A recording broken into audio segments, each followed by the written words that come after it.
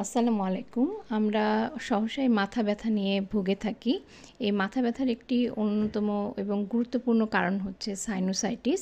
আমাদের মাথায় মাথাটাকে হালকা করার জন্য কিছু ফাঁকা, ফাঁকা জায়গা আছে যেগুলোকে আমরা সাইনাস বলি। সাইনাসের মধ্যে যখন ইনফেকশন হয় বা মিউকাস জমা হয় তখন এই জায়গাটা ইনফ্লামড হয়ে আমাদের হেডেক তৈরি করে।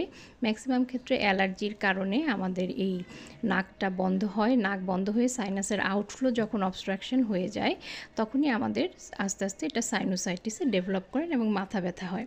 আমরা একটি এক্স-রে করার মাধ্যমে এটি জানতে পারি যে সাইনোসাইটিস আছে কি না। এটি একটি নর্মাল এক্স-রে পিএনএস, যেটার মাধ্যমে আমরা দেখতে পাচ্ছি যে সাইনাসগুলো নর্মাল আছে এবং এই এক্স-রেটাতে আমরা দেখতে পাচ্ছি যে এখানে আমাদের ওয়াটার ফ্লুইড লেভেল অ্যাপিয়ার করেছে, মানে অ্যাকিউট সাইনোসাইটিস। এখানে তীব্র মাথা ব্যথা হতে পারে এবং লং টার্ম যারা সাইনোসাইটিস সমস্যায় ভোগে তাদের ক্রনিক ম্যাক্সিলারি সাইনোসাইটিস, যেখানে আমরা বহুদিন যাবৎ যাদের নেজাল অবস্ট্রাকশন থাকে এবং মাঝে মাঝে এই সমস্যায় ভোগেন তাদের দেখা যায় ম্যাক্সিলারি সাইনোসাইটিস। এক্স রে করলে আমরা